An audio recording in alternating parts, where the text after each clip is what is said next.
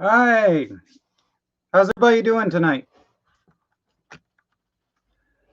So as always, just checking in if you can hear me, if the video is coming across okay. And as always, if you're new and you're just logging in, we go with the idea that you're more than welcome to go and send me an email in order to be able to go and ask a question. Some people don't like to go and actually post their question up live. They feel as if people judge them or whatever. We don't care. Post up whatever question you want to.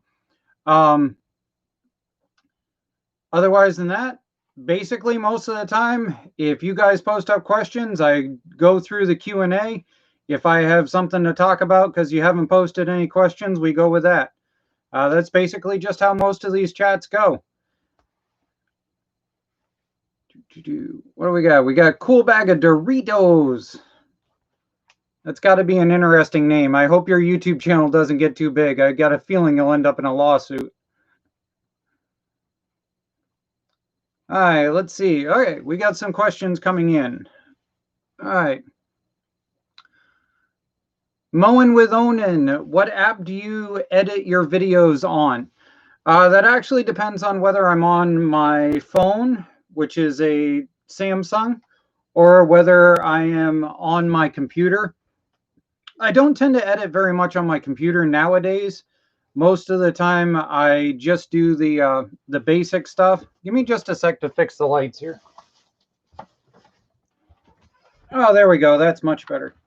Well, somebody came into the light.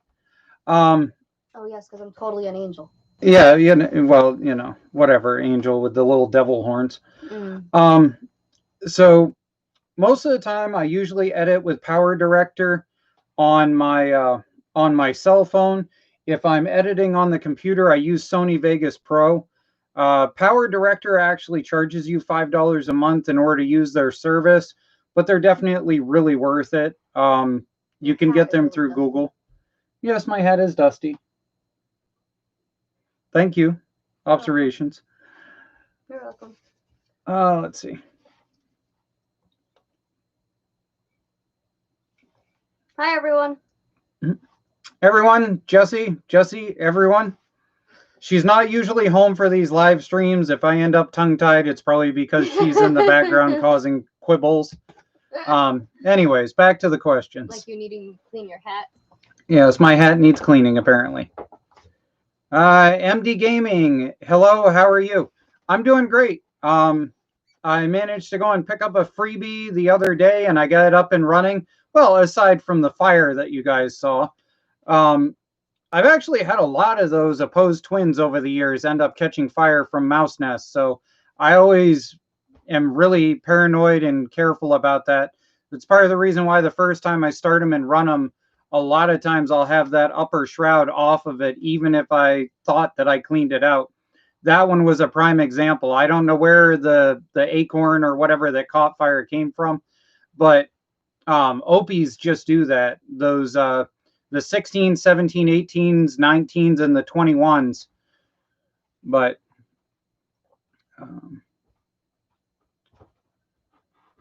well, that's an interesting question. What music do you listen to? Country. She listens to primarily country, and apparently likes throwing my coat on the floor today. That the second time was on the floor the first time you did it. And I listen to older Cher. country. I listen to she listens to Cher. I listen to older country. I like some modern country rock. I listen to Five Finger Death Punch when I'm working on metal. Pussycat Dolls. You listen to Pussycat Dolls. Pink. You listen to Pink. No, I'm not listening to Pink. Good Lord. Yes, you do. Well, occasionally. What's that one there? The crazy one? I don't remember. The one where she's on the tractor talking about being crazy. Anyways.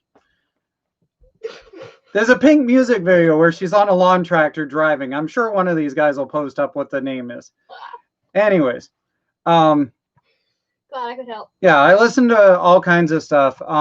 Editing video, sometimes when I can't focus, I'll listen to good old-fashioned Beethoven piano music. Dun, dun, dun, dun. Stuff like that. I like Mozart, actually. I listen to a little bit of everything. Let's see.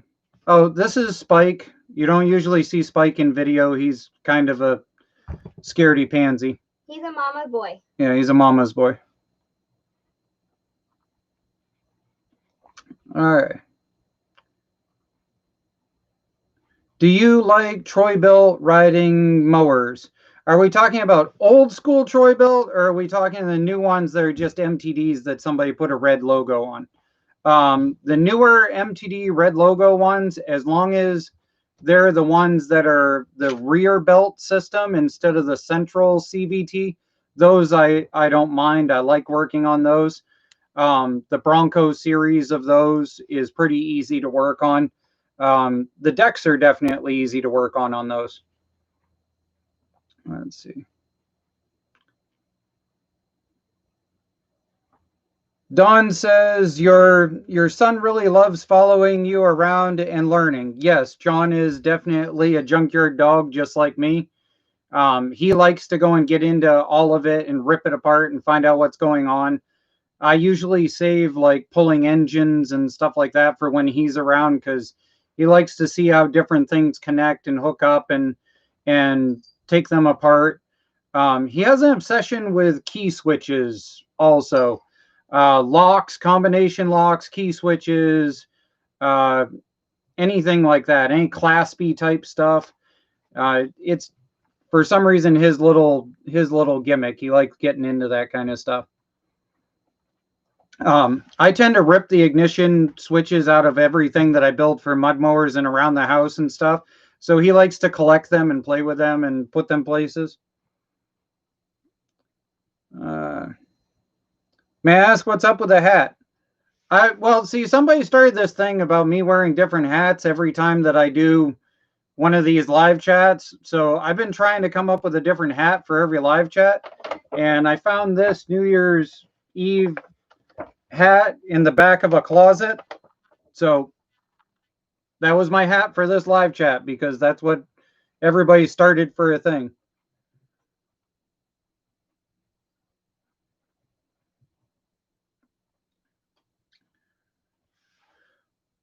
Would you ever do a mower hunt video where you get multiple tractors for free ever again? Actually, I need to finish that video, and I did manage to get what I need in order to finish that video. Things changed with John and Jesse's work and a bunch of other things, so things are a little screwed up in the last couple of weeks. But I do have what I need to finish the video you're talking about.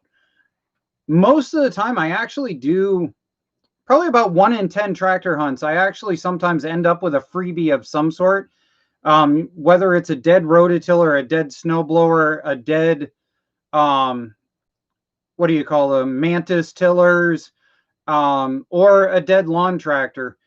It's not uncommon for me to end up with some sort of dead freebie. I just don't usually include the dead freebie in the videos, because most of my tractor hunt videos are already 10 plus minutes, and people don't tend to watch videos that are over 15 minutes long or so. So I try to keep it within that criteria. And if I added in fixing whatever the freebie was also, it would just make it too long. Occasionally, if it's been a cool freebie, I do include it as, hey, look at this, I got this for a cool freebie. But yeah, that's I don't usually end up with 2-for-1 deal freebies. A lot of times the 2-for-1 deals are usually a paying $100 for this, and by the way, while you're here, can you take this with you?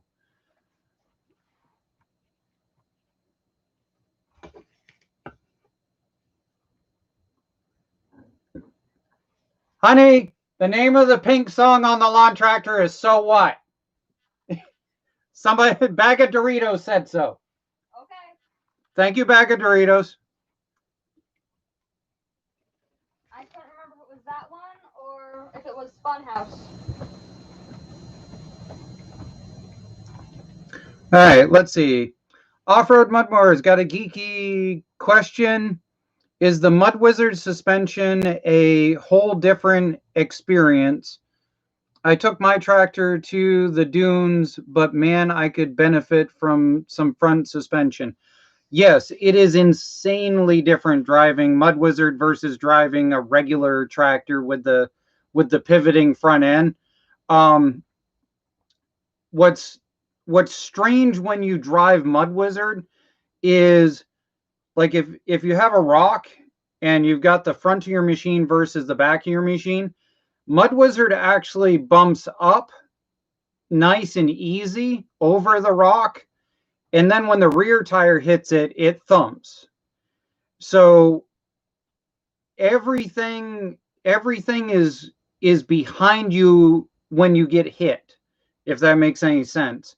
Um, the suspension travel on that front is roughly close to about 4 inches worth of travel, give or take, depending on just how hard you hit it and what speed you're going.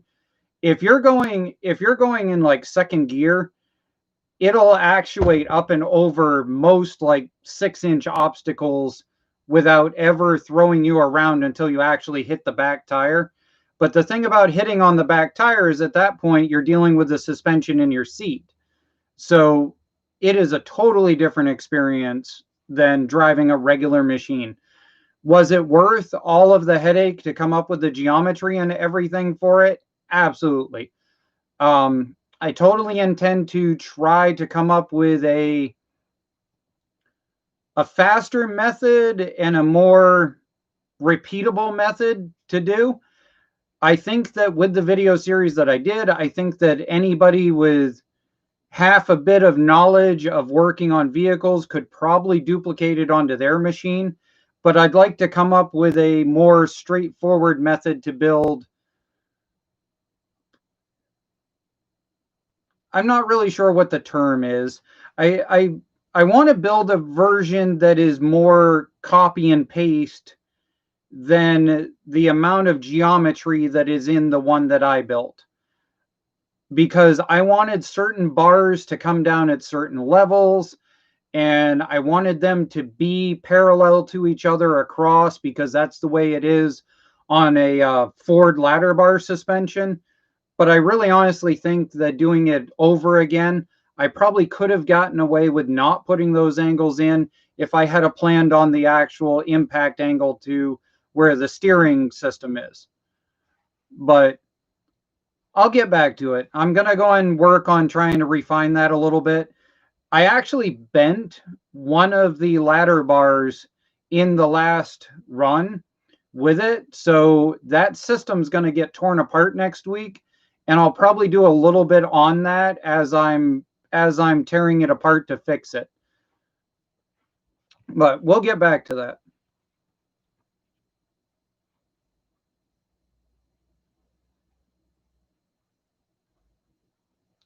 Let's see.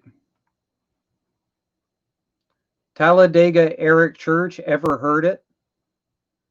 Good song. Apparently Jessie has. She says it's a good song. You got her vote.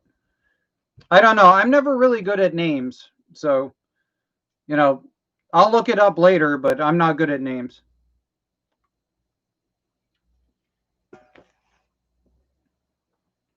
Oh, and also, if anybody's bored, I forgot to go and post up the link for this chat around on like the Maine Mudboarder Facebook group and other places where we've only got like 23 people coming in, and the chat easily runs into the 50s and 60s before it lags.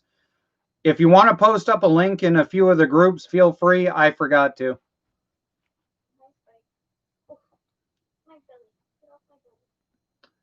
Let's see. Whatever happened to the lawn tractor go-kart? What I ended up discovering with the lawn tractor go-kart over time was that unless I actually widened out the front, because I had extended it to sit in front of the motor the way that it was, it made it so it had a lot of towing capability because it had the extra front weight on it. But what it also did was it made it so that if you came around a corner in anything more than about third gear and you weren't paying attention, the whole unit came up on 2 tires. You it was a 5-speed transmission in it, and I actually still have the 5-speed here. That was the 5-speed that I was going to put into the Mud Wizard, but then discovered the input shaft was gone. So the problem is the machine was useless past third gear. And even in third gear, you had to lean into all of your turns big time.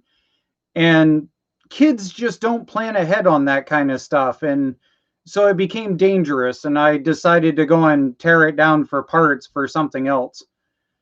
It just, yeah, it was one of those things where it wasn't safe. And had I widened out the front, I think it would have been fine.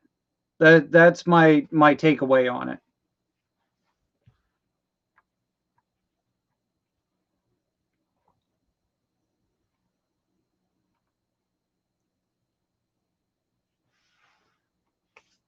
As far as the farming goes, we've got the garden put in. Jesse's got a whole bunch sorted out with that. She's got it all figured out with the raised beds. Even made me make an extra raised bed in order to put more in. It wasn't even. It needs to be even. She didn't like that the beds weren't even because there was a big one, 2 little ones, and it didn't match to her OCD requirements.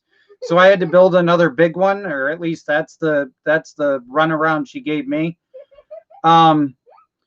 So that's all filled in. There are no more bees. The bees are gone. That is done. There's no more bees. Actually, the table that the bee stuff was on is actually sitting out front. I've been using that as a staging area for working on tractors and stuff. And well, let's just say it's much more productive in its current state of holding dead engines than it ever was holding bees. That's just my thing on it.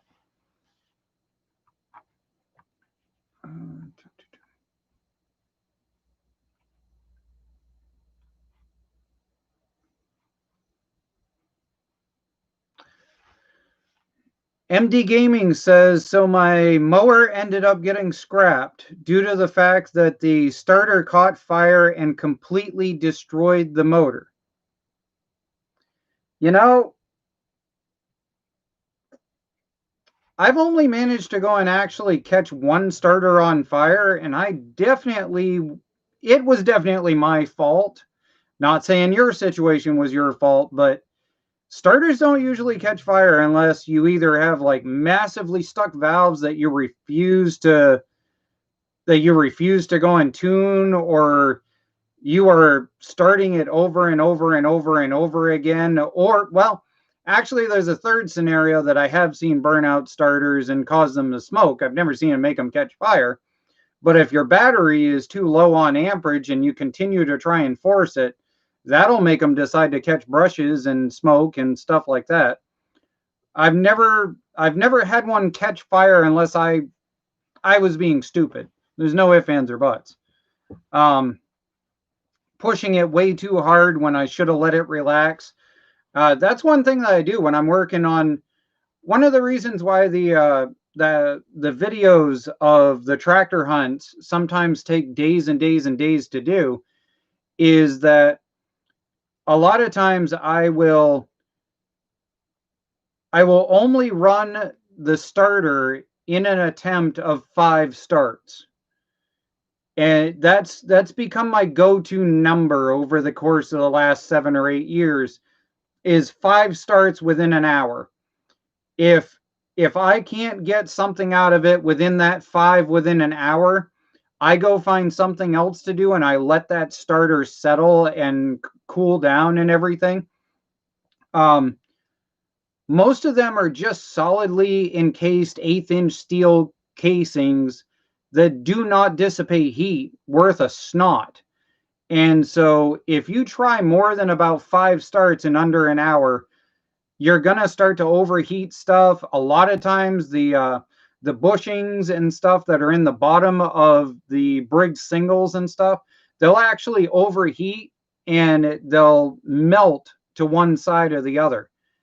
And you can tell when you get a starter that somebody overdid it on those Briggs singles, because if you take that top spindle piece, you can actually push it to one side or the other, and you can feel it move, and it'll pivot in the top bushing because the bottom one has overheated. So just be careful of that. 5 within an hour, take an hour off. And as long as you stay to that kind of principle, most of the time you won't fry any. Let's see. Hey, jerk of all trades. Hope you're doing good with all the stuff you've been picking up, and you get some video going pretty soon. Let's see. Have you ever thought about using a Murray wide-body Hydrotrans in a build? They're tough little buggers. Actually, after doing the mud run, the mudding and stuff with John, Jesse wants to be able to go, and John wants to be able to go. John wants to drive. Jesse kind of semi wants to drive, but both of them are not. No left foot pedals. I don't trust John in something with a clutch, due to my own personal experiences with a clutch, and you really shouldn't be driving a geared transmission with a clutch unless you're capable of taking the fall of having a machine come over on you. So obviously John needs an automatic, and Jesse wants an automatic. So I'm working on 2 different hydro build designs, maybe a crossover design with like an adjustable seat that they both could be able to drive. The other thing is for John and Jesse both, I'd like to go and have an actual drop-in racing seat. John is tiny and he gets thrown around easy. Jesse is tiny and she has a couple of back problems, and I'd like to be able to make sure that if they get bounced, that they're going to stay in the seat. Seatbelt. Oh, the other thing that I've done is I also ordered up a 4-point seat belt for the build that I'm doing for them. So we'll see where that goes. I do have a hydro that I intend to use. I can't decide yet whether I want to use a GT hydro setup for a Craftsman or whether I want to use a Murray wide body hydro setup. But it's in the works. We'll get it figured out. Whatever's easiest to drive.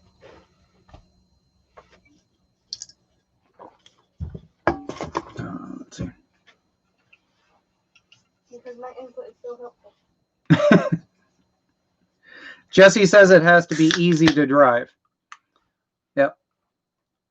Let's see.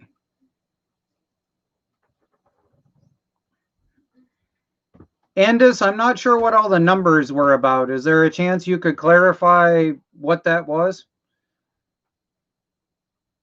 Let's see. Jerk of all trades says, I'm swamped with stuff here. I have a bunch of vids half shot that need follow-ups and edits. Stay tuned. Cool. Hopefully you'll go and get your stuff put up, and we'll see what else you can end up maniacally coming up with. Let's see.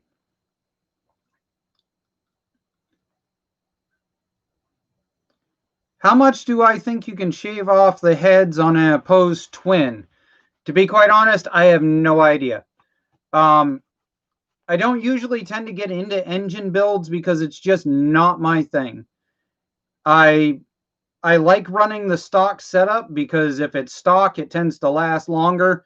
Once you start getting into the shaved heads and the valve tunes and the valve porting and all that other kind of stuff, you eventually run into something that finds a weak point, and that doesn't do well out on the trail in the middle of nowhere.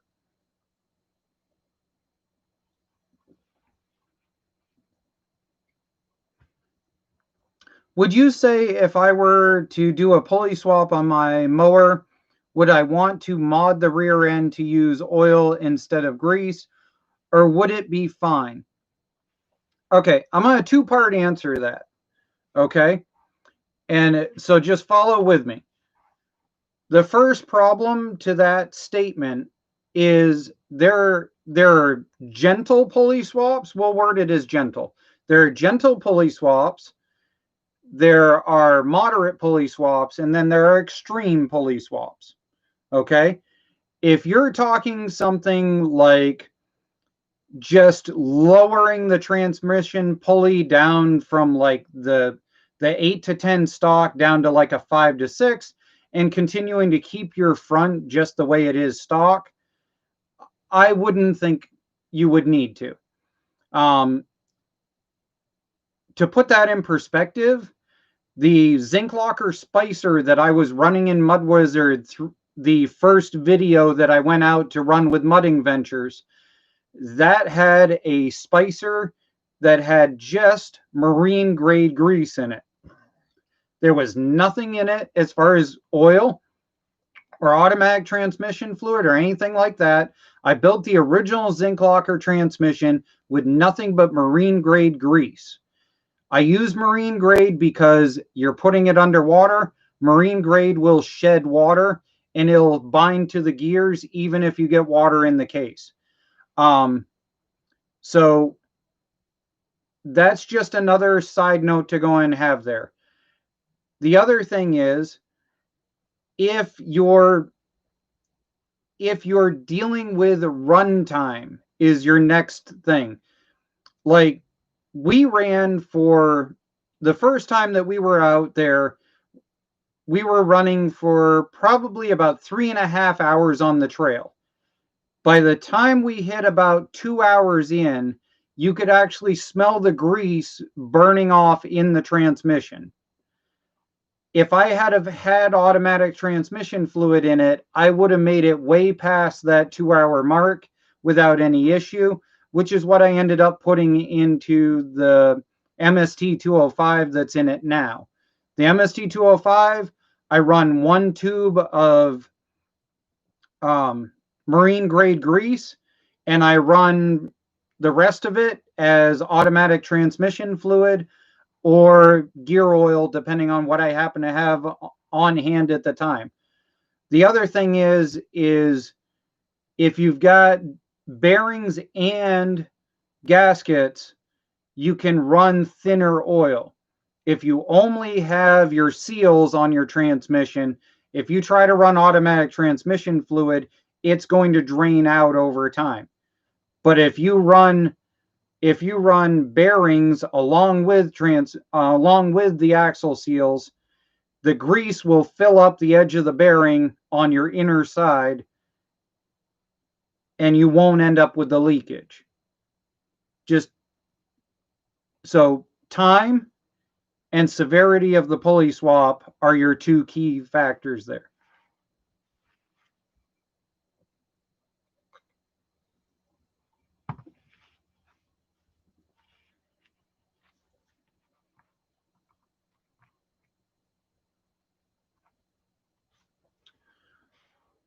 Jerk of all trades, since the honey hole in southern Maine, I've also done a shop cleanup, so I have so much material. Mark and I just hauled a whole trailer load of steel back here today. I'm buried. Well, good. If you got a bunch of stuff to do, that's always good. I got the freebie that Jesse and I picked up the other day back up here. Definitely no deck left on it, but the motor runs and the transmission works. So even so, that freebie is worth about $200, easy enough. So, you know, you got to go and make it work with what you got. Do you have a video on converting a grease trans to oil? There is no real like how-to necessary on that. Basically, if you've got bearings and seals, then you can run grease mixed with automatic transmission fluid. If you're running just the axle seals, then you don't want to run anything more than grease along with gear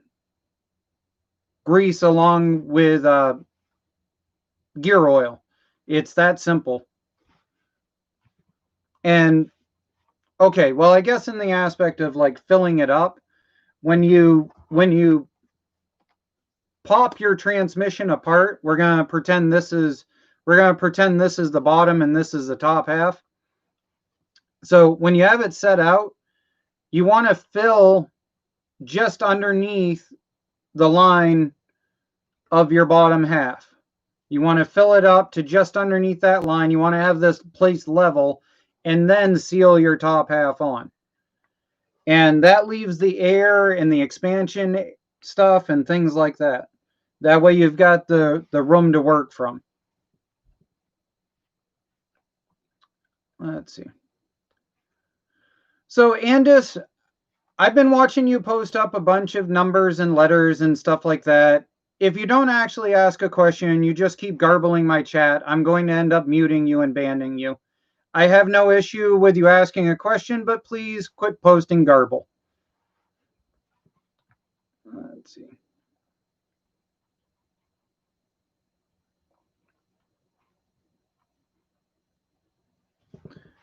All right. So,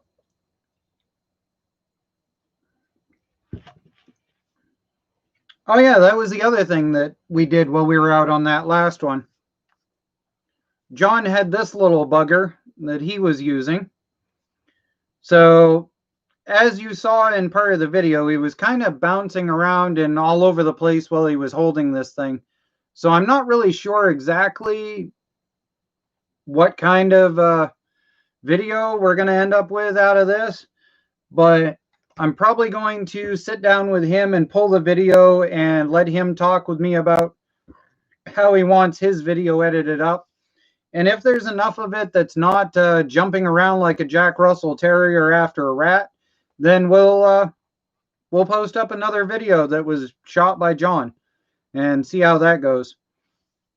But yeah, he was really happy to get out there and be able to shoot some video and see what was going on. Let's see.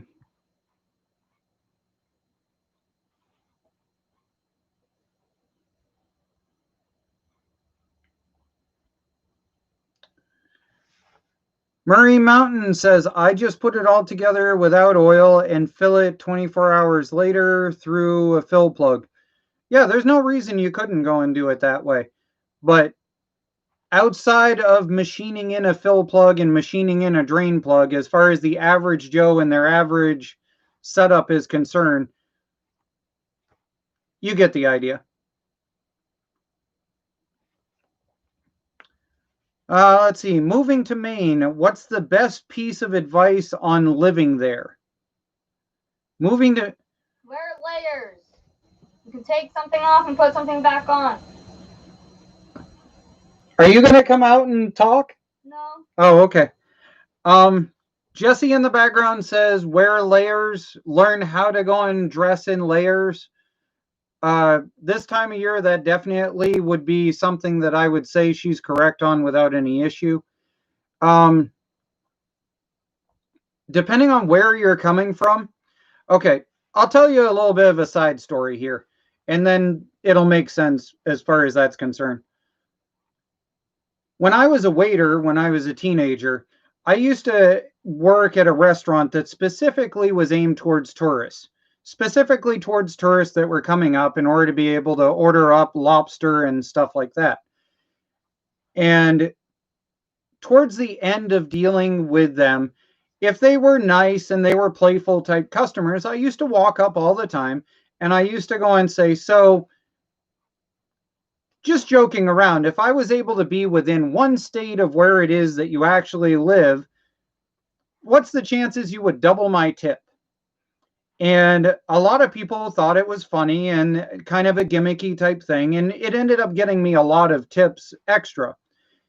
But the reason why it was such an easy to do gimmick is that there are certain words that a Mainer says very, very differently than the rest of the state.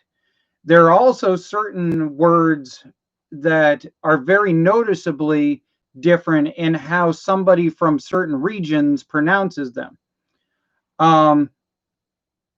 So if, like lobster is one of those words that up here we pronounce the lobster. If you're a Maine, you have a lobster. If you're from if you're from like mid-Atlantic, it's a lobster. And then people out more towards like Colorado area, It's a loobster. It's and Jersey for some reason it's a loopster.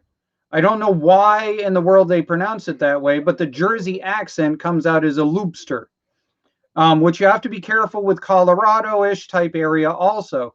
So then you find other words that help you with identifying that. If you're in Maine, you tend to drop any R that's after an A. So it becomes I'm going to get in a car. I'm going to go to Bangor, Maine, even though it's Bangor. ORs and ARs tend to get dropped often. Unless you have a very picky English teacher and they make you talk right. Yeah, unless you have a picky English teacher. You didn't do that. Yes, I did. In the corner. No, you didn't need to be in the corner. Well, fine. If you're gonna do that, you can do that. So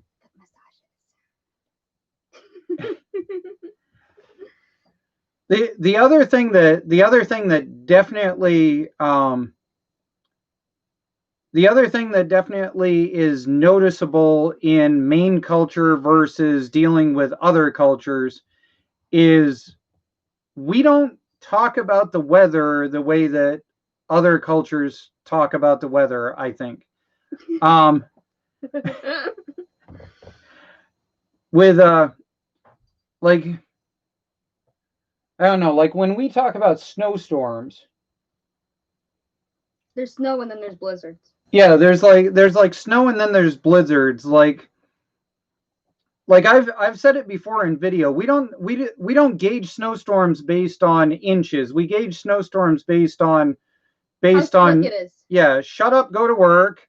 Be careful going to work. I shouldn't be going to work. Stay the hell home, stupid. I can't go to work. Yeah, like up here in Maine, we don't say like the number of inches. You can really tell an out-of-stater immediately that way. We talk about the difficulty of the storm. We don't talk about the amount of snow in the storm. Well, except for my crazy dad who takes a ruler out. Yeah. Yeah. It's to here. Let's see.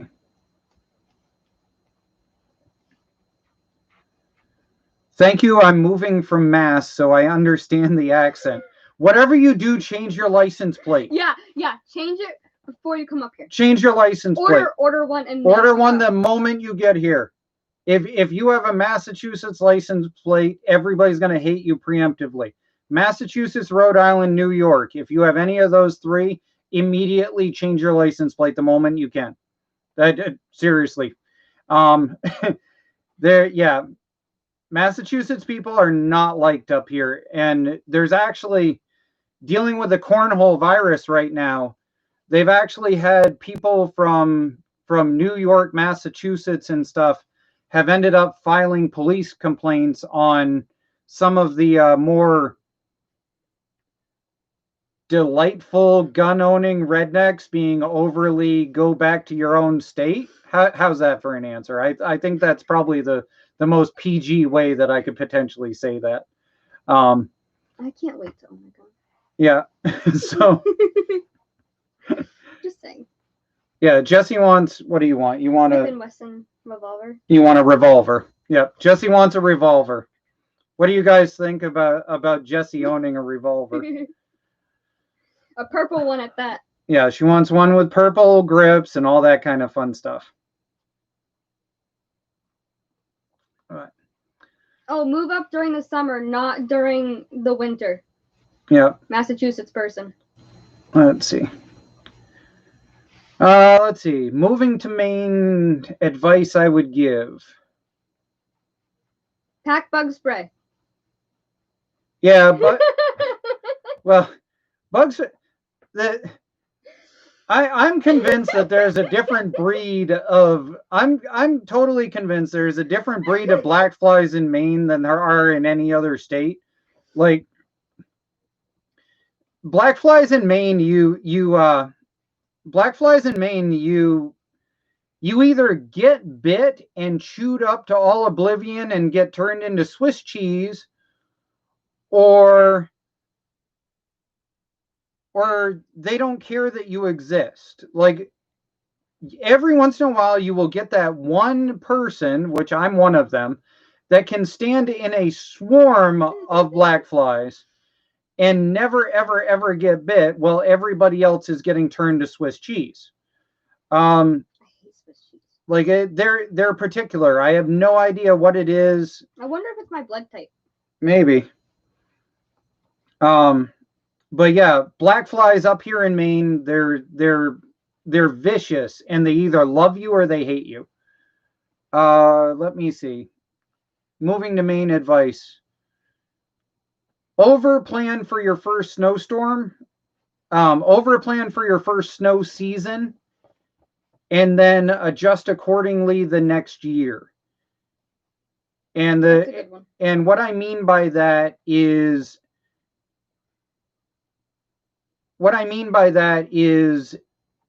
it's not going to be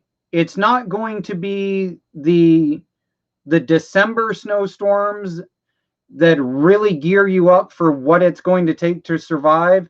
It'll be the end of January and the February early snowstorms. Early March. Yeah, the early March snowstorms. Like our December snowstorms are more just kind of like a prequel. The problem is everybody decides to buy a snowblower or buy shovels or buy whatever based on the first 2 or 3 December snowstorms. And really what you need to do is take your December snowstorms and multiply it by like a factor of 3 on what it is you're going to deal with in your area. And also the further north you go, the more snow that you deal with. So, the further inland versus by the sea. Yeah, we call it the I-95 line here in the Mid-Coast area. If you're within I-95 towards the shore, there is a huge difference between the snow load that you get versus I-95 north. So that's another thing to plan on if you're going to be living here permanently. But if you're anywhere around Belfast, Maine, feel free to go and say hi and send me an email. Maybe I'll help you out a little. Let's see. Well, I can help with spa products if you need any. Yeah. Yeah, Jessie sells interesting spa products. If you know anybody that wants interesting item spa products, feel free to follow her on Instagram. Or waterproof products. Yeah, or waterproof interesting products. Let me see. Nanobot says get a 38. I've shot 38s. I got no quibble with them. I think they're quaint antiques, and she should get a Glock. Yeah, I know. You like those little micro Glocks, right? Jerk, am I thinking right? Are you talking the micro Glock, the one that only holds like 9 rounds or whatever it is that they made petite? It's like what was that gun that James Bond there had? The Glock made like a one that's similar size or something like that. Well, if it goes inside of my hand, no. If it goes out where it's supposed to, then yes. Yeah. Let's see. I'm picky. I can't help it. I'm not always girly, but there's some things I'm girly with. Andrew says if she gets a revolver, you better watch out. Oh, it's not for him. Yeah. I love him too much. Yeah. She doesn't want to fill me with holes. I'll just hog tie him. Yeah. Let's see. 38 special, only way to go. I like a 38. I got no quibble with that. Although a 22 Magnum I've always enjoyed also. They tend to go and drop just about anything that you need to with a headshot.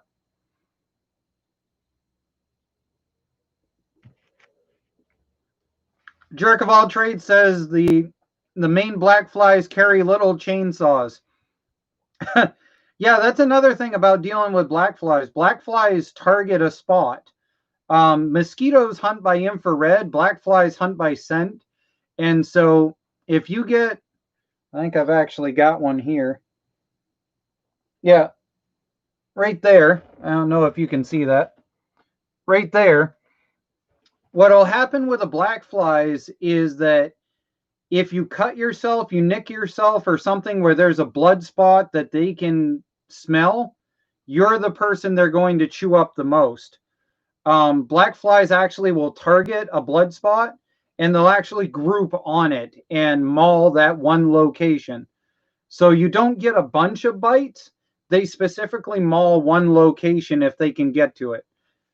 So you got to watch out on that one. Mosquitoes are horrible too. Let me see.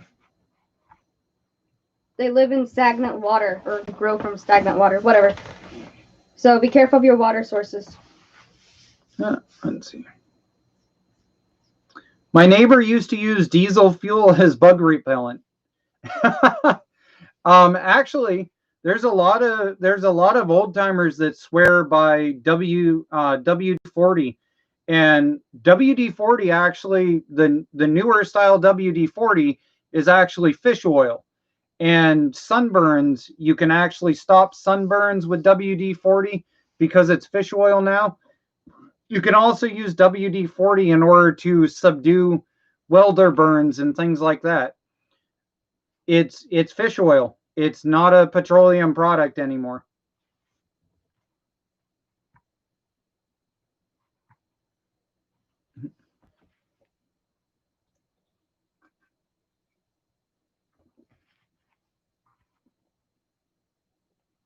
Oh, okay. Jerk says that the smallest clock made is called a G42. It's in 38 caliper and holds 6 rounds. Perfect for tiny hands. All right. Well, look up a G42 Glock, I guess. We'll see if that's something you're interested in. G42. Yeah. What did I get for a beverage this time? Just boring Moxie. Maine Moxie. Moxie actually has been hard to find, ironically, in Maine ever since the pandemic started. So I went almost a month and a half of unable to find Moxie in any of the stores around us. And so when I saw it, I bought out 4 cases of it. No thanks. To that and to the gun. It's too tiny. Let's see.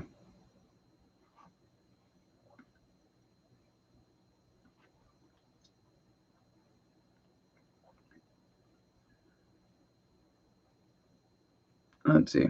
Jerk of all trades, mosquitoes breed in stagnant water and black flies need running water. Yes, I found a old farmer's trick that I've actually started using around here. And if you take canola oil and you pour a couple of tablespoons into stagnant water puddles and stuff like that, when the mosquitoes it won't kill the larva. But what happens is when the larva attempts to come out of the water and its lungs start the conversion to breathing air, the larva can't actually stay on top of the water and they drown, ironically. Their gestation period requires at a certain point that they have to attempt to come out of the water and they can't stall it. And so if you have canola oil floating on the top of the water, which is biodegradable and whatever, so every once in a while you splash it on the stagnant areas, when they attempt to come out, they actually drown. I found that to be an interesting irony, and I've had good luck with it. I tried it with a 5-gallon bucket just for the giggles of it. And what I've also discovered is that it seems that the mosquitoes attempting to lay eggs actually end up drowning in it also. Mm-hmm. So yeah, there's your little, hippie fact there. Canola oil thrown on the water.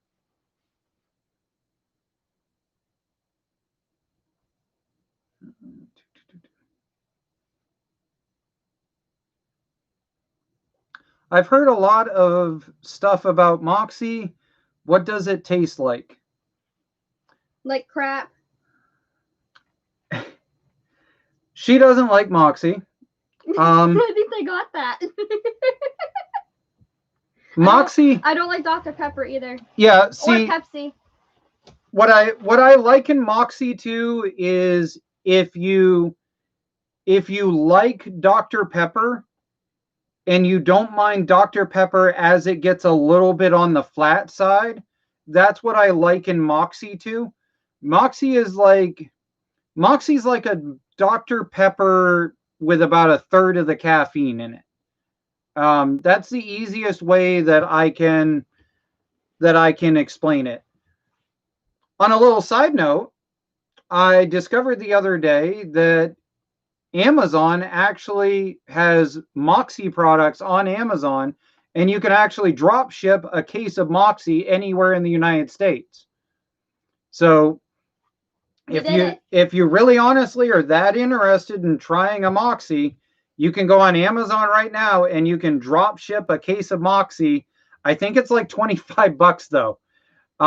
So yeah, drop shipping a case of Moxie is like $20 if I remember right. Yeah, with tax. Yeah, with tax it was like 25.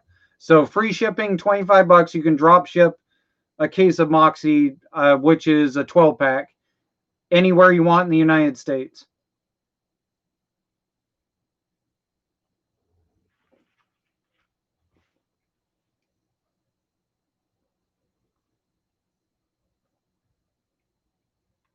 Yes, the oil trick works. Just need to do it regularly. Yep, that's what I've been test driving with a 5-gallon bucket here. Is whether the whole thing works, because I've got extra canola oil kicking around because I want to be able to go and try doing some blacksmithing. And canola oil is usually what people start with in order to do the quenching on the blades. So that's what I've been tinkering with.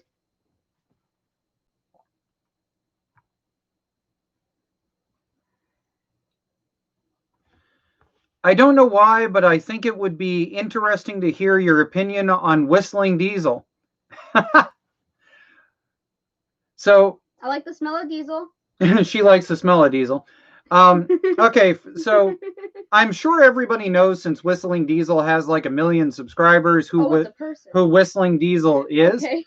But my opinion on Whistling Diesel is that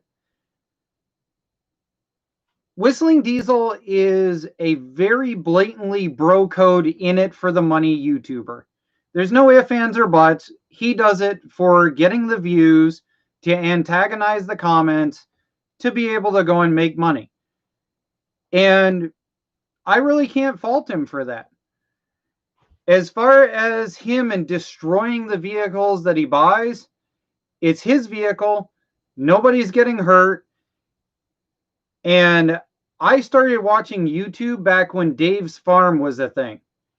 And if you're old enough to remember Dave's Farm and Redneck Rickham and stuff like that here on YouTube, then Whistling Diesel is nothing but just them, only higher level trucks. Redneck Rickham and Dave's Farm, they built a bunch of rednecky type stuff like I do. And Whistling Diesel basically does a bunch of, if a redneck got a hold of this and accidentally destroyed it on purpose, this is what happens. There's that no kind of accident on purpose. Yes, that's the point. Okay. Whistling Diesel basically deliberately buys high-end trucks and then destroys them around his farm. Oh. Yep. Okay. So. See, I use YouTube for music videos. Yeah. And watching his videos to stay calm when I was working. Yeah. So I respect what Whistling Diesel does. The guy makes money. It is what it is. I mean, if you go on socialblade.com and you search for his information, the amount of buku that dude is making, you know, he can buy a truck and he can be making the amount of money that he bought the truck for destroying it in the first video, let alone producing 4 to 5. It's a moneymaker market for him. I totally applaud him. He figured out the bro code, whatever, that makes him money, and let him have that. Let's see. I know somebody who drinks so much Pepsi he can tell the difference between Pepsi made in Florida, in Georgia, and North Carolina. Different types of water. Well, it's better than knowing if there's pee in it or not, I guess. That's amazing. You know, that's almost as bad as when Mountain Dew decided to argue about whether somebody did or did not find a mouse in one of their cans. Have you ever seen the Mountain Dew argument? Somebody claimed that supposedly they opened a can and that there was a dead mouse in it. Ironically, the Mountain Dew argument, which won them the case against the lawsuit, is that if you were to put a dead mouse into a can of Mountain Dew, the manufacturing time, the shipping time, and the amount of time before it ever would hit the store shelf is more than enough time for it to dissolve a mouse. And I still drink it. That's Mountain Dew.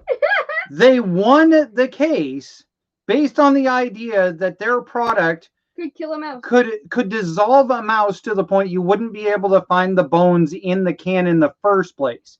Yes, you would have drank sludge, and it would have been mousy goodness.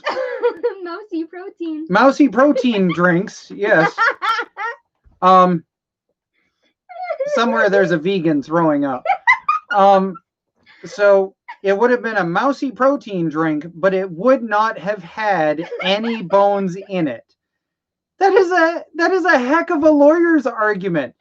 They not only did they have to state it, they had to actually show a lab result test done with like 12 cans of Moxie, putting mice in them. You mean Mountain Dew? Mountain Dew. Sorry, not Moxie.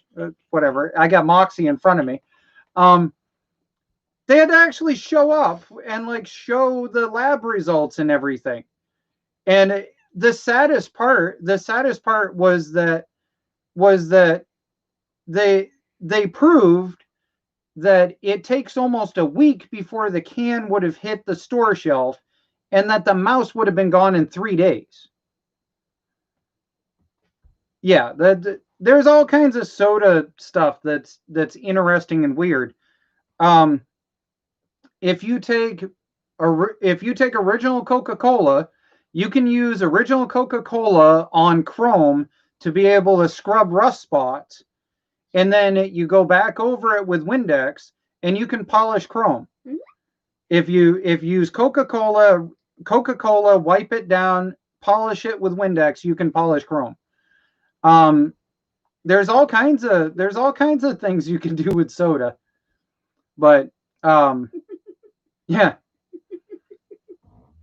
Crazy. It's amazing. You know, you were talking about Mountain Dew. Now I'm thirsty. Mm-hmm.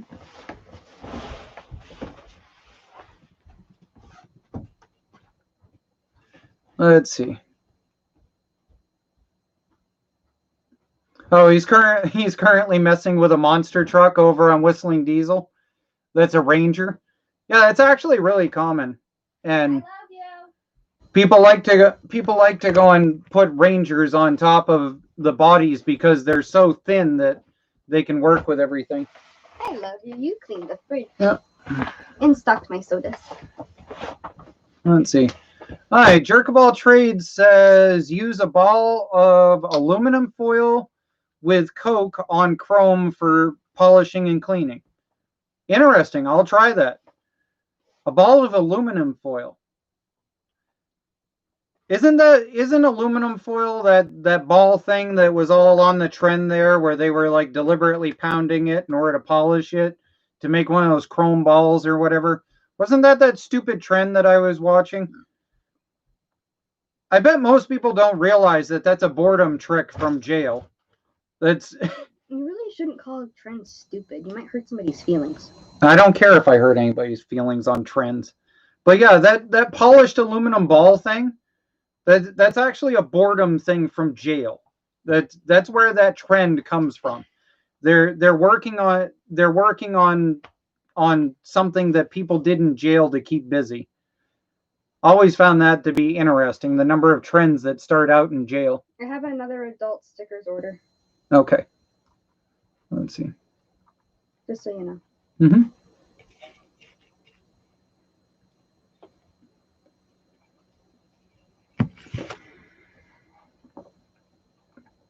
Let's see.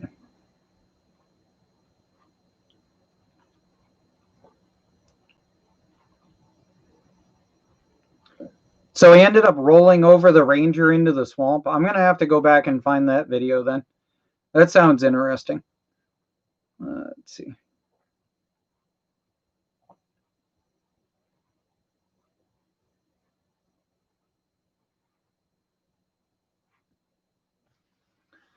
Well, apparently the last line was for you. Thank you, Sissy. All right. All right. Well, let's see. What do we got going on? Anything I can grab randomly to talk about, since apparently there's no... Hola! Captain Oreo says hola. ¿Cómo estás? Or are you like me and that's about all you end up actually knowing for Spanish? Oh, I know. This is aloha. Oh, aloha? My bad. Wow. Like, I don't have my glasses on, but I can see that's aloha. Hawaii area. Oh, aloha. Oh, okay. How are the waves? I want to go swimming. Any of you use any of these wireless soldering irons when you're working on vehicles and stuff? This one here is starting to wear out on the batteries. It's a lithium pack.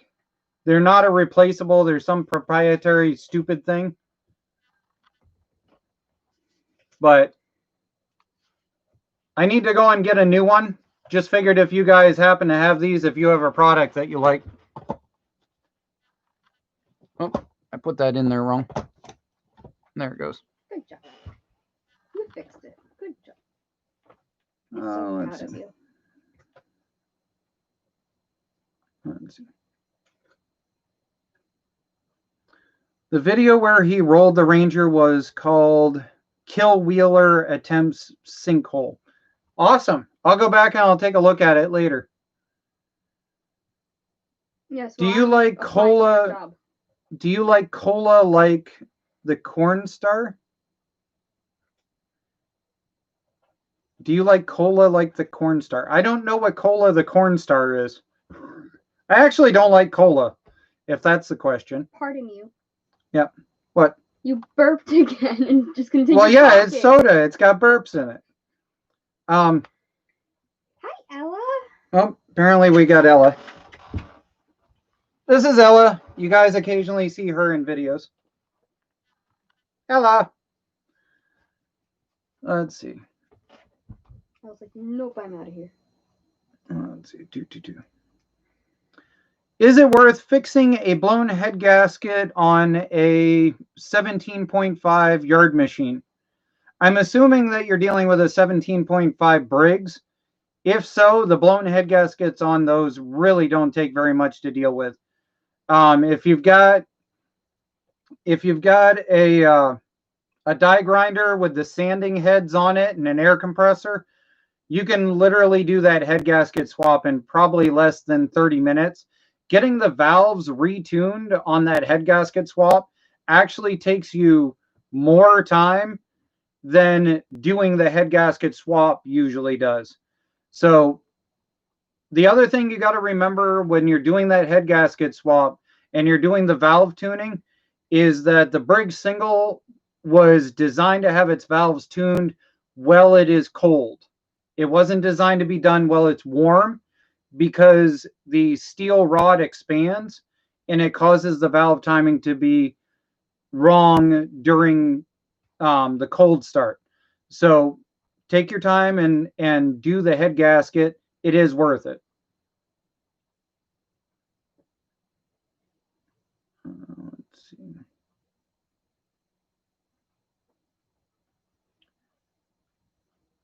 So what is your PC running? It's a Windows 10 machine. It's just basic. It's it's an HP that originally started out as a i5 2.8 quad core, and I've got a i5 3.2 quad in it now. It's really nothing too insane. Eventually I'll upgrade it, but I don't tend to do much gaming except for during the middle of winter. So I don't really need that powerful of a machine. And you can do most 2.5K video editing and 4K editing on a decent quad core. So as long as you're willing to let the machine chug at it. So anytime I set up to do a video render, I deliberately plan on just leaving the machine alone for a couple hours, and it usually doesn't overheat. It's usually fine. Chug a leg, chug a leg.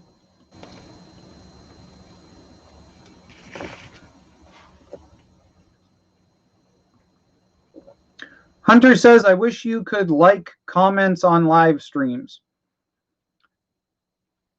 That would be an interesting feature, actually.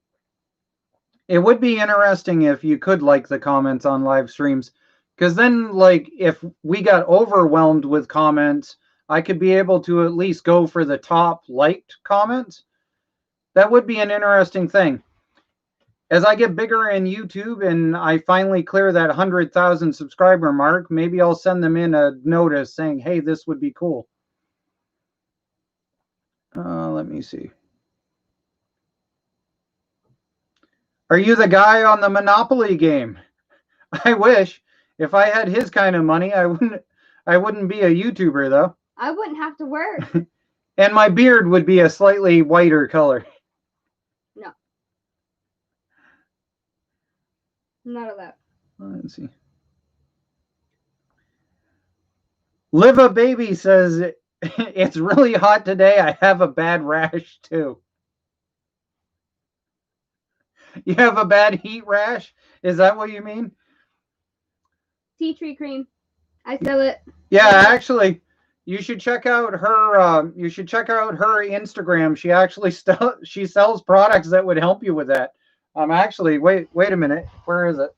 I don't know where you put it. Is it back there? I don't know. Oh, it's on the bedstand. All right, hold on. Yep, she's got a product that'll help you with that. Hold on. Is it right there? Yeah, here you go. Yeah, check out Jessie on Instagram, and she'll sell you some of this.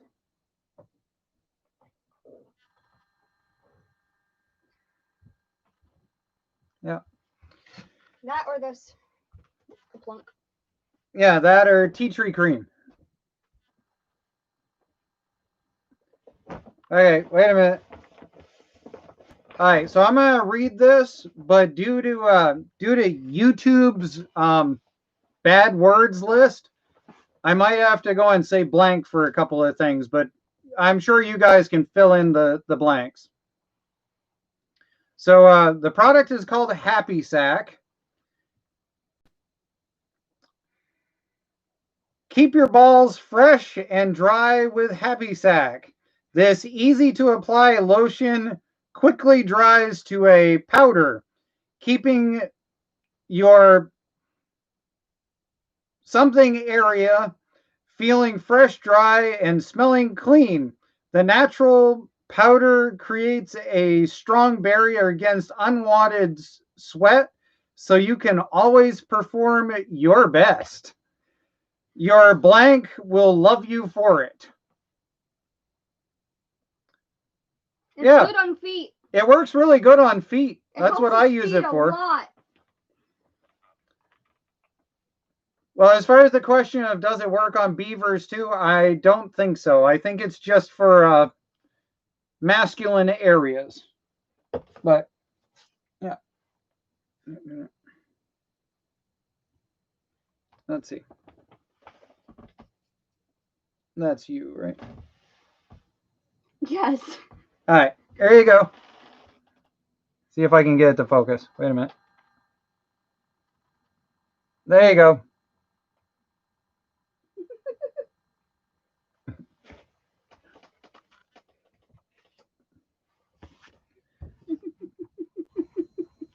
Do.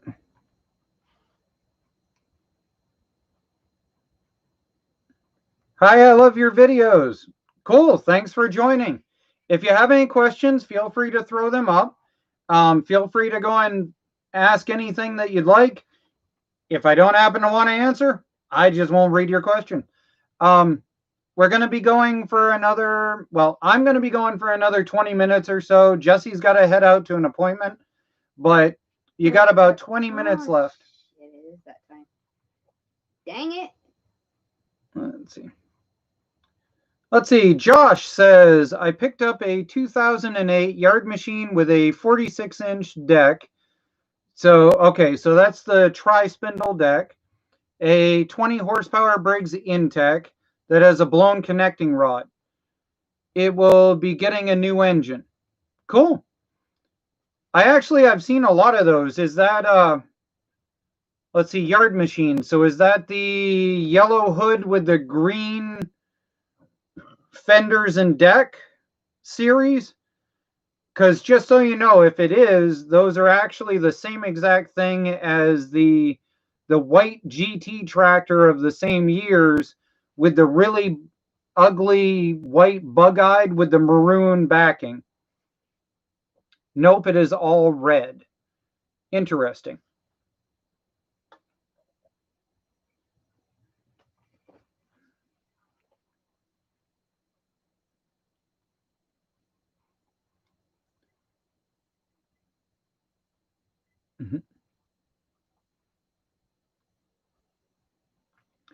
What if you asked to move comment section on mobile? Oh, as in you could have the comment section so you can read from it? That'd be interesting. That'd be good. Let's see.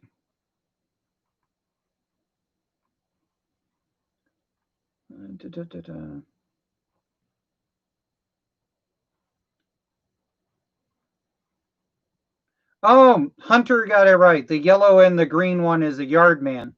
My apologies. You're right. Yard machine would be red. Good call, Hunter. Good catching on that one.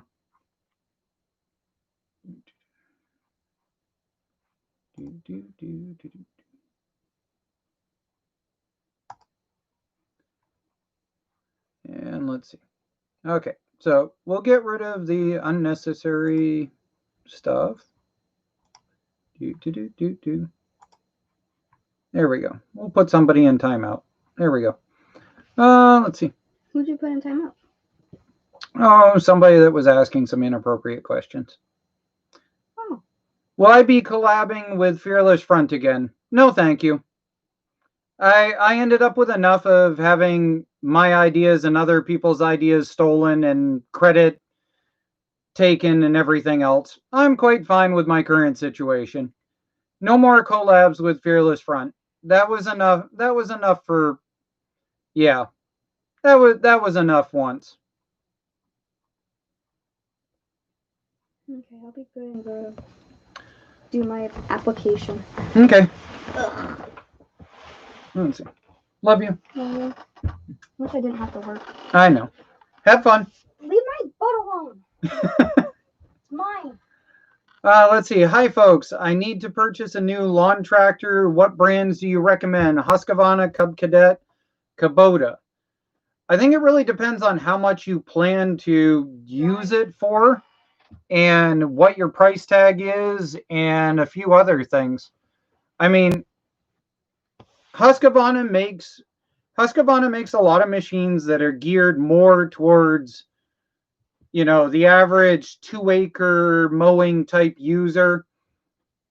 I don't particularly have any love for the current Cub Cadet series. And Kubota, if you're not actually buying into a Kubota tractor, then I don't understand why it is you would spend the money to buy a Kubota lawn tractor. You're basically spending an extra grand for something that is the same as a Husqvarna. That would be my particular take on it. Yeah.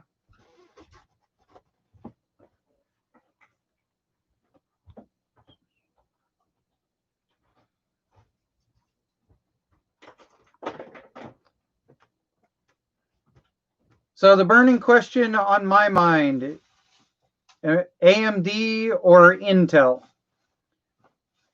I'm actually an Intel fan, although I started as an AMD fan. But you also need to take it in perspective that when I started being into computers majorly, Pentium 2s and Pentium 3s were the Intel product of the time, and AMD was coming out with the AM2s, and the AM2s were overclockable way better than a Pentium 3 ever could be.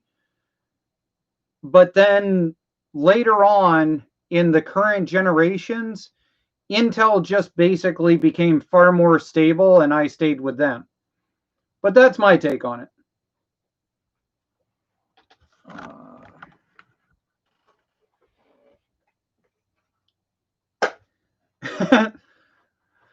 Popping Game, are you going to save the mowing deck? No, I'm not. I'm definitely not going to bother trying to save the mowing deck. See you later. Ah! Inappropriate. Love you. Bye, people. Keep him entertained. She's funny. She'll go out and she'll do a modeling gig in lingerie, but if she gets on video, she gets all worried about kissing being inappropriate. What is up with women in that? Hey. Love you. Prerogative. Yeah, female prerogative, she says. Let's see. Be good. I love you. Love you. Shouldn't be too late. Let's see. But yeah, no, as far as that deck is concerned, that deck is gone. There's actually supposed to be 3 spindles in that deck, and there's 1 missing. The blades actually are in good condition, so I'm going to pull the blades, but the spindles are shot. And the upper pulleys actually are in good condition, so I'm going to pull those. But the rest of it is going into the junk pile. Not that it'll really amount to much in the scrap metal section, but you know, that's just the way the cookie crumbles, or in this case, the deck.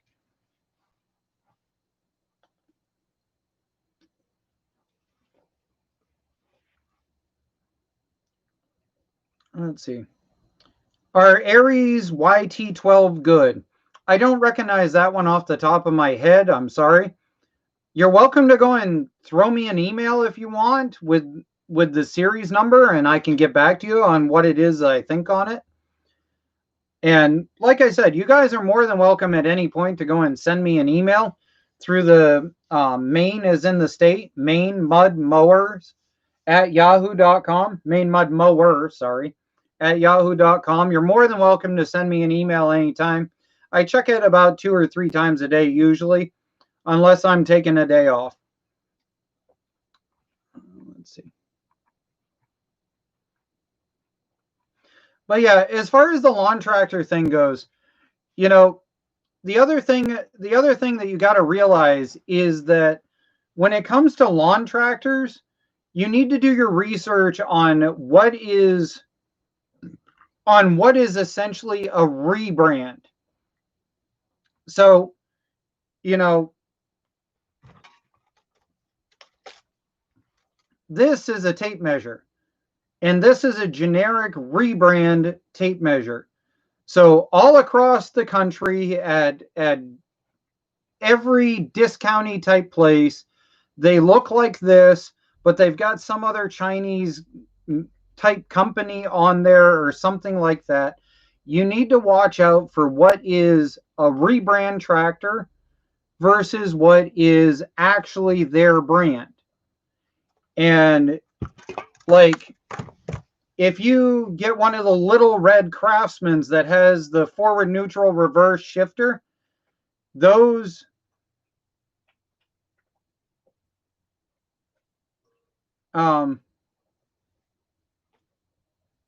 you cook the mouse, love you driving by.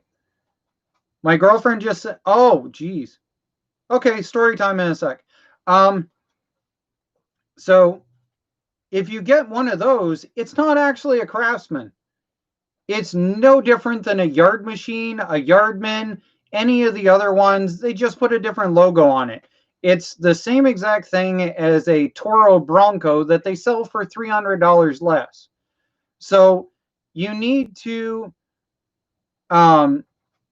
go and shop and figure out what is a rebrand, which is versus what is a real brand when you're buying that kind of stuff. If it's got one of those F&R transmissions with the little forward neutral reverse shifter on the side, then that is just an MTD. They bought them to be the cheapest of the cheap.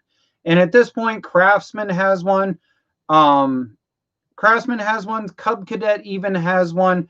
John Deere has the Saber series that are those.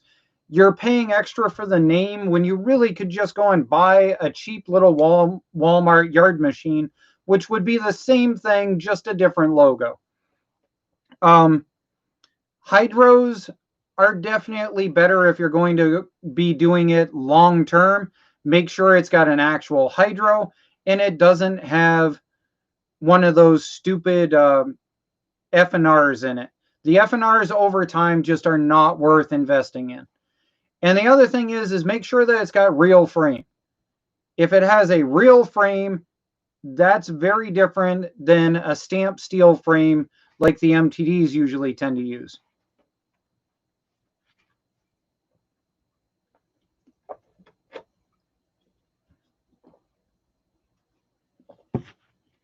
Captain Oreo wants to know what my favorite mainstream cookie is. Anything that doesn't have peanuts. I eat all kinds of different cookies. I really like those Keebler round donut-shaped cookies that have the chocolate bottom and the drizzle across them, whatever you call those. I like those. Let's see. So I'll post up a picture on my Instagram later when I get back to it. But Jesse just sent me a message saying, "You cooked the mouse. Love you driving by. Shouldn't be too late." For the first time in years of doing this, I picked up a tractor. That tractor rode on the back of my truck for over 2 hours worth of driving around. I brought it home. I went to work on it. I even actually turned over the flywheel, turned over the starter in it. And when I pulled the cover off the top of it, there was a mouse. And it wasn't a tiny mouse. It was a big mouse, like size of this camera dingus mouse, that was in there looking at me like I was the stupid one. I have never in all these years actually ended up finding a mouse underneath one of those covers. I have found mouse nests. I have found snake stuff and all that other kind of stuff, but I have never found an actual live mouse. I've found them dead. I have found skeletons. I have found dead babies. I have found all that kind of stuff in underneath those covers, but I've never actually found a live mouse. I've got a picture of it, and I think Jesse actually found some has some video footage of it. But apparently the thing didn't make it out of the muffler system, and I may have killed it because she sent me a message saying she found it fried. So poor little Mousy survived a 2-hour trip and a bunch of other stuff, and apparently hiding in the muffler assembly was detrimental to its health. But anyways, poor Mousy. Moving on. What's the oldest lawn tractor you fixed? I have rebuilt and got up and running several 1970s Agways. I don't tend to do videos on those because they tend to be a regional tractor. And so most of the country doesn't deal with Agways. They think they're cool and all, but they don't actually see them. So I don't tend to do videos on them. Those are from the 1970s. I've worked on a few different Sears Suburbans from the 1970s. Those are pretty much the oldest ones that I ever usually mess around with. Let me see.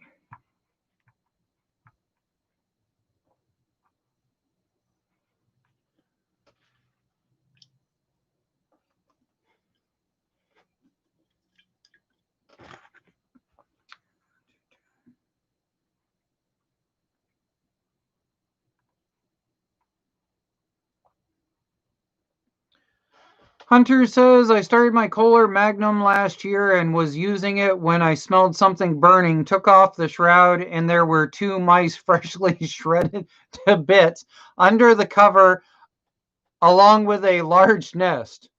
Yeah, I have found them in all kinds of different forms. I've just never found them alive. Yeah. Let's see. Do I know who Chubb 327 is? Yes, I know who Chubb is. Let's see.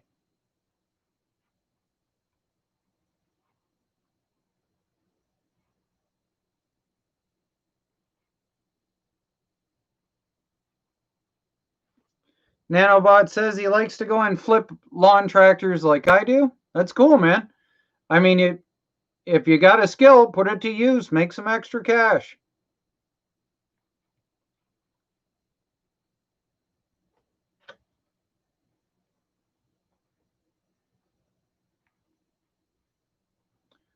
Let's see. I've got the crummy system where you have to lower the deck to engage it 42-inch. Okay, so you've got a yard machine system. Those are MTD also. And once those belts start to stretch, you'll actually find that you'll be able to lower it a couple of degrees before it'll actually engage. Just watch out for that. The other thing with those decks that they're notorious for is the braking system is on the top plate of those pulleys. So on those pulleys, when you're looking at them, if you're looking at the pulley, there's a top plate over the top of it, and the brake actually comes down on it. And those wear out over time and stop working. And the thing will literally stay spinning the entire time you're running the machine. So be really careful with that.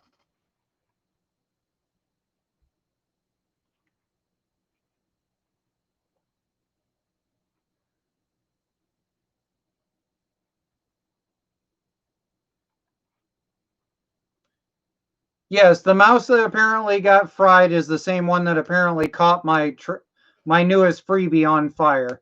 Yes, it is the same mouse. It was in that machine.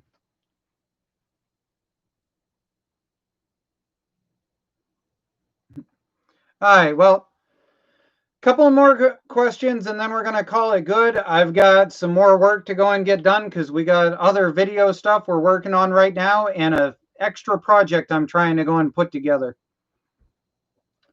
What type of classic car is in your garage? It's a 1984 SS Monte Carlo. The motor in it is absolutely on its last legs, and that was 7 years ago the last time that I knew that. So we'll get to that as soon as parts availability comes back to the United States. As it is right now, I'm having issues just trying to get parts for my Ford Ranger, let alone an 84 Monte Carlo. So I can't even get the stator parts for the Kawasaki motors that I've got kicking around right now. So we'll get to that at some point.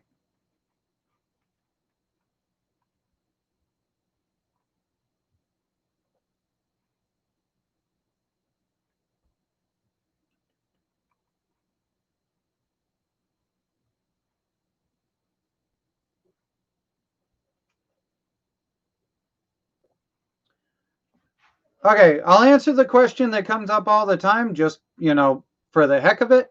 Farm Boy, your question was, would you make a racing lawnmower? And I believe you're the person who was asking about whether I would ride with Fearless Front at some point. Fearless Front did not make a racing mower. He made a bar stool racer. There is a big difference. His racing mower is the exact same plans that you can go on eBay and you can order up in order to make a bar stool racer. It is not a racing mower. It is not legal in any racing format whatsoever. It is not legal by any of the national lawn tractor racing laws or rules or whatever you want to call them at all. The nearest racetrack that runs riding lawnmowers to me is 2 hours and 45 minutes away from me. That same track is actually only an hour away from Fearless Front.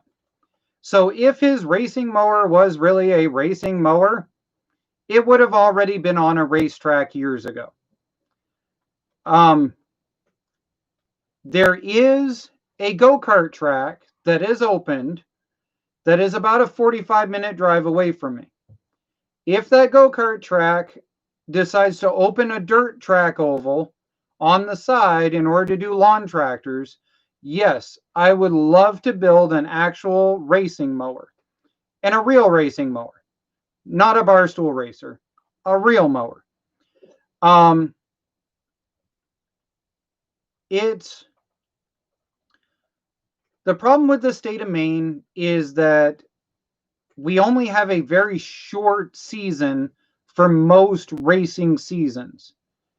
So you're either a snowmobile racer, you're a dirt bike racer, you're an ATV racer, you're a mud runner, you're a whatever. You tend to focus on a certain one because the seasons are short, or you focus on something that overlaps with your current focal season. If an actual racing lawnmower circuit opens near me within that 45-minute type mark, I will gladly build a racing mower. I will gladly build. I follow probably about 4 or 5 different racing mower dedicated channels on YouTube. And I actually have friends that are on my Facebook that only build racing mowers. I would love to go and build an actual rules legal racing mower. But as far as your question of do I have a plan to go and do one right now like somebody else supposedly did? No, I'm not going to. If there is a track that opens within an hour drive of my house, then I will think about it. I have a standing invite to go to the track that's down near Fearless Front. But I'm not going to go there anytime soon. It's just too far of a drive, and it's not financially worth it to invest in going down that kind of distance. I'm gonna burn close to $40 to $50 worth of gas round trip, plus whatever other things I have to go and buy while I'm down there for food and everything. It's just not worth it.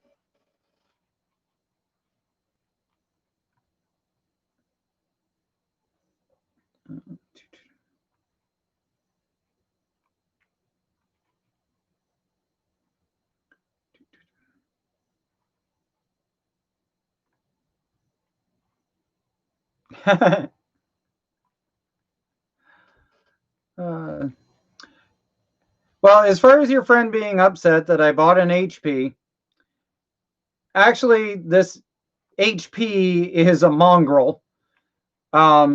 It's from when I used to work at the computer shop, and yes, it's an HP case, but it's an Antec power supply.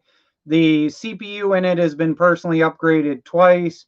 The fans have been overboard. So originally it had 80s. It's got 120s in it now. It's got run silent fans.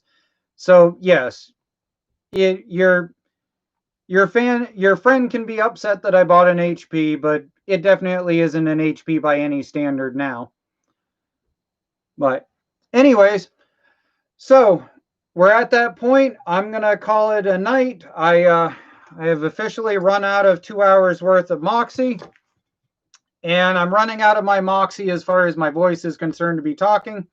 So have fun, stay out of trouble, and we'll be doing this again in 2 weeks.